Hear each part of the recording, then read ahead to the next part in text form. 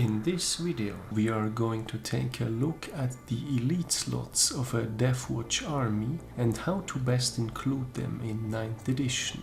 First we will look at which of the elite choices can be included in kill teams as well, and in which case doing one over the other is preferable. In the second part of the video we will be looking at the remaining elite choices and how they can be put to good use in a Deathwatch army.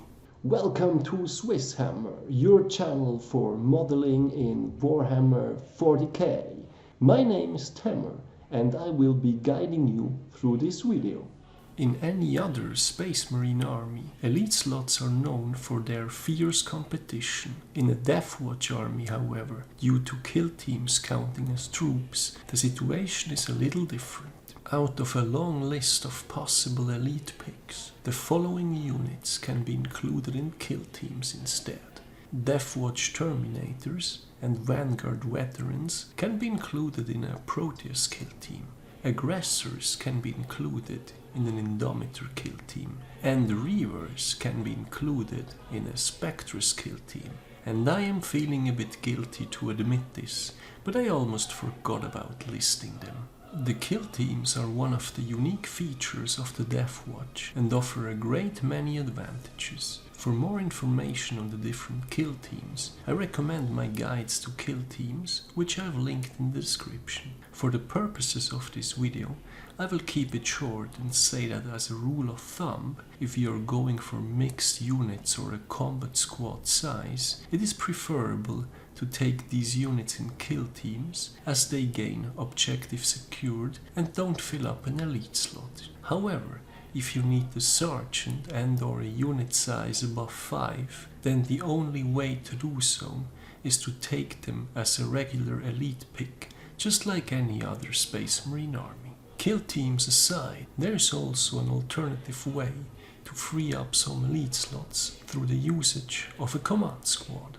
This is a general Space Marine army feature and not exclusive to the Deathwatch. By taking company veterans, it is possible to take the Apothecary, the company ancient, and or the company champion without them taking up an elite slot. If you are including a captain in your army, then the first squad of company veterans doesn't take up an elite slot either. For more information on the command squad, check out my guide to company veterans, which I have also linked in the description.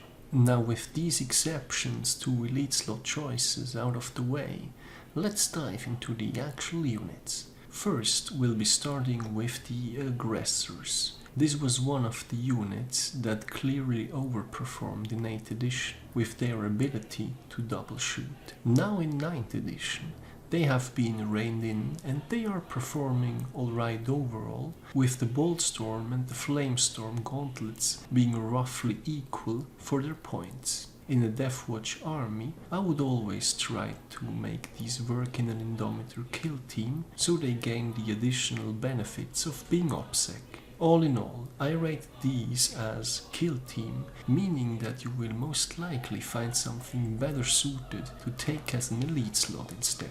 Moving on to the Ancients. There are several versions, including the Firstborn Company Ancient, one in Terminator armor, or a Primaris and the Bladeguard specific variant. What they have in common is the Astartes Banner, which grants a small leadership bonus and has the chance to shoot or attack upon death of a unit, depending in which phase it was taken out. Personally speaking, I'm not overly fond of such abilities that require models to die in an elite army, so I wouldn't bother with the default version. The slightly more pricey Bladeguard Ancient has at least an additional aura that provides +1 to attack hit rolls to Bladeguard Veterans, making these already excellent units even more deadly. However, by upgrading these guys to Chapter Ancients, they become far more interesting, as they can give a core unit +1 to attack hit rolls in close combat,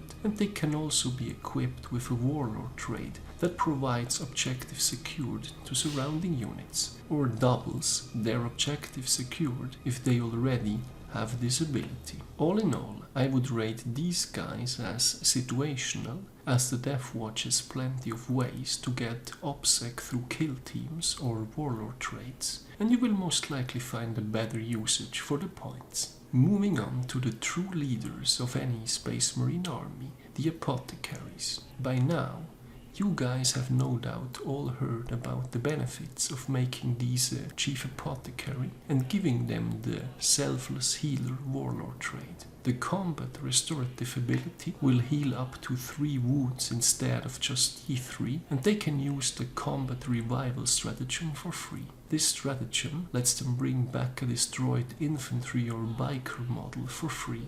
On top of all that, they are also providing a 6+ feel no pain with their Naratisium aura. These guys are an auto-include for the time being. Speaking of overperforming units, let's take a look at the Bladeguard Veterans. I have covered these guys in a previous video, which I linked in the description. One of the many strong Space Marine units added with Indomitus, these guys have escaped the recent FAQ point increases and are excellent close combat choices with their mastercrafted power swords and the storm shields. In a Deathwatch army, they are good candidates for the Brotherhood of Veterans stratagem or to be deployed via the Teleportarium.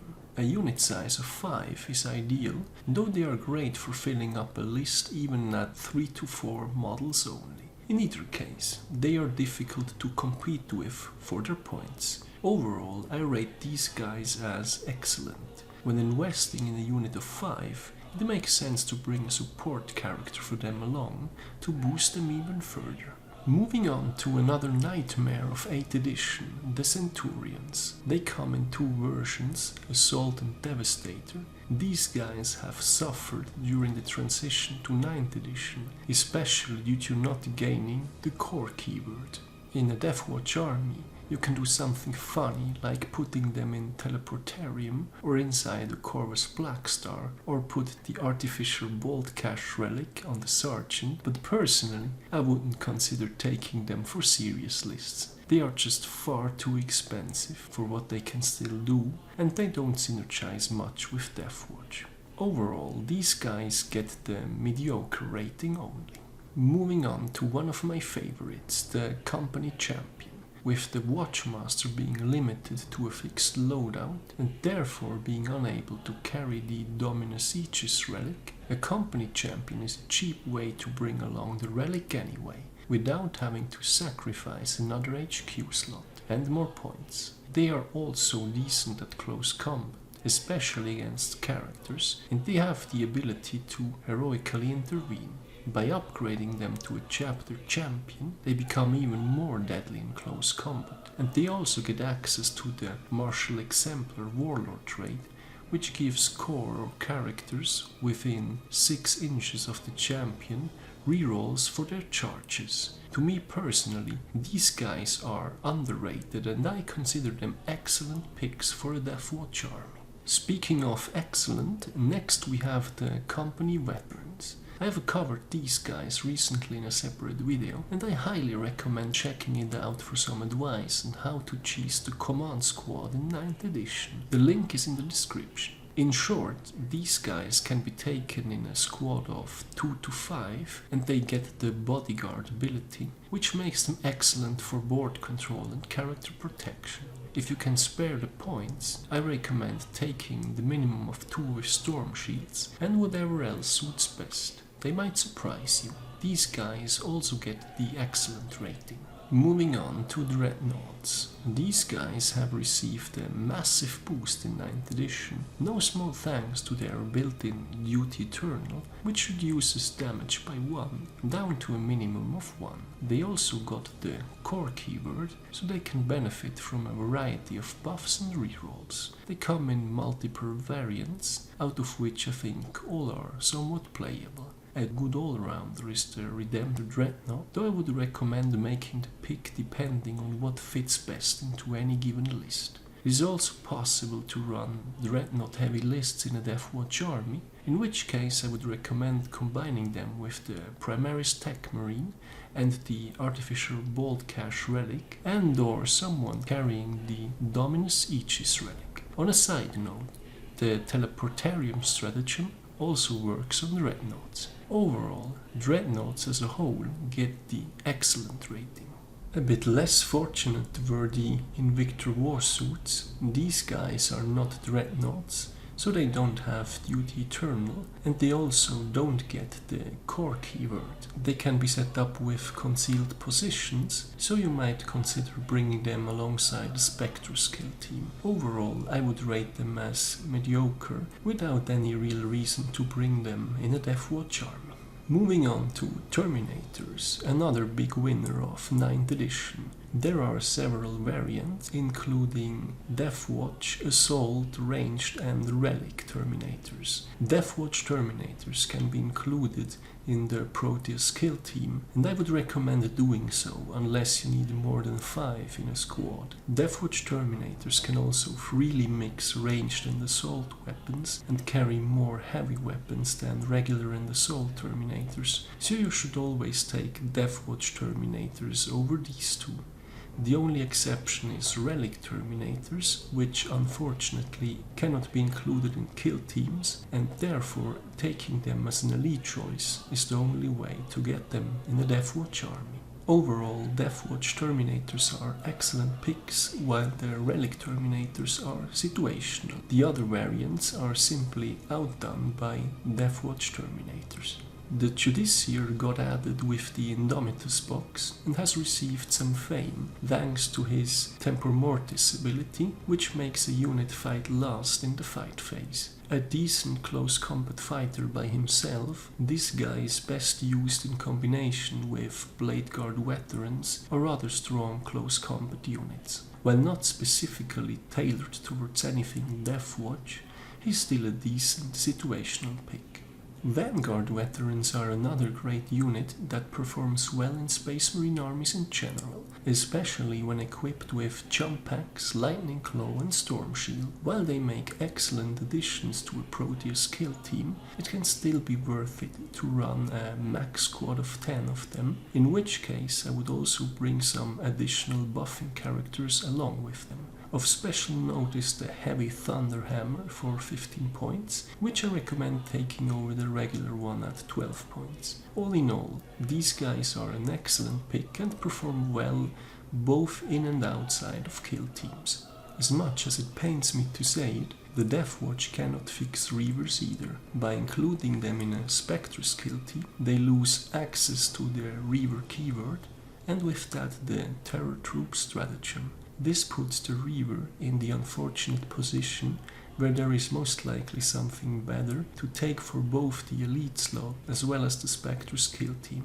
I covered the Reavers in more detail in a separate video, link is in the description. The short answer is no.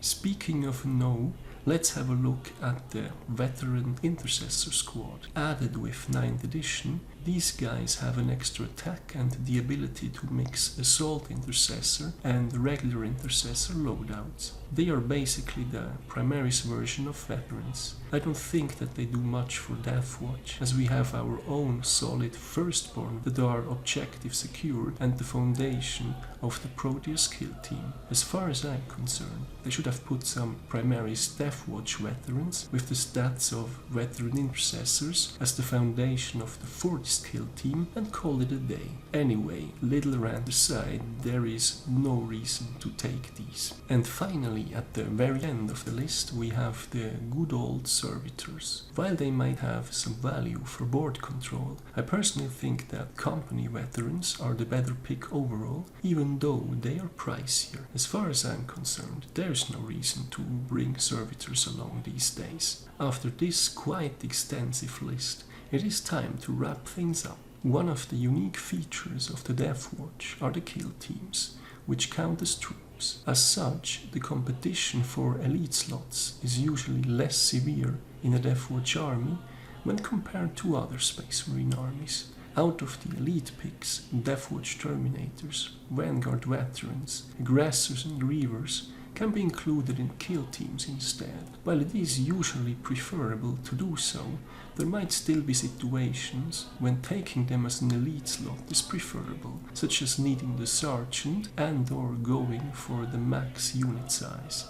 But even outside of kill teams, there are several strong elite picks for Deathwatch. Just as with other Space Marine armies, a Chief Apothecary with the Selfless Healer Warlord trade is not to include. For a strong and comparably cheap close combat unit, Bladeguard Veterans make an excellent pick, with the unit size being somewhere between 3 and 5 models. They can benefit from Deathwatch stratagems such as Brotherhood of Veterans or the Teleportarium. Furthermore, company veterans are a cheap and sneaky pick for board control and their bodyguard ability. By including a captain, they technically do not even take up an elite slot. Speaking of the command squad, a company champion is a cheap alternative for carrying the Dominus Aegis relic. Another excellent candidate for elite slots are various Dreadnoughts, with their built-in duty internal and having the core keyword.